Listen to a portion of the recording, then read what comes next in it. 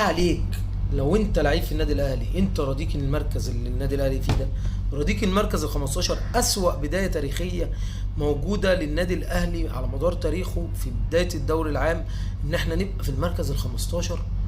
يعني حاجه بجد والله انا مش مصدقها، انا مش مصدق ان انتوا وصلتوا النادي الاهلي للمركز ده. انا مش متخيل والله، ولا عمري كنت اتخيل ان النادي الاهلي يبدا البدايه السيئه دي. فاتمنى ان اللعيبه دي يا جماعه بجد، اللي مش هيسترجل الجمهور مش هيرحمه الجمهور، وانا واحد من الناس مش هرحمه، هطلع اقطع في اي حد ايا كان نجوميته، ايا كان الناس هتعترض معايا هتوافقني، انا اي حد هيبقى متخاذل في الملعب هطلع اقطع فيه.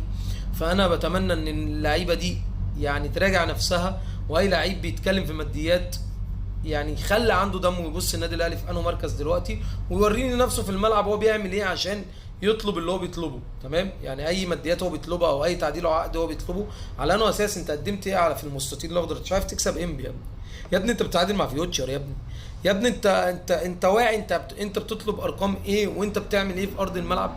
يعني انا اتمنى الكابتن وليد صلاح الدين يتعامل بصرامه شديده جدا، وانا واحد من الناس داعم ليه لاي لعيب هيتعوج، لاي لعيب هيبقى عايز ماديات ازيد وهو ما بيقدمش حاجه.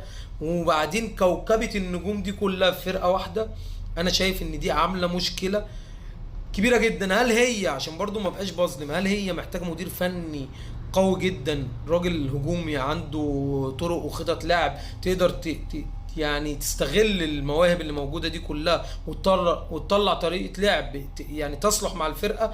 ولا انا شايف ان انا شايف وجهه نظري تعدد النجوم في كل مركز دي بتسبب مشكله؟ انا اتمنى ان ممكن يبقى واحد او اتنين بالكتير، لما يبقى عندي مثلا في الهاف الشمال يبقى عندي بن شرقي وعندي تريزيجيه وعندي حسين الشحات وعندي كمان عبد القادر وما بيلعبش، فاربعه في مكان واحد.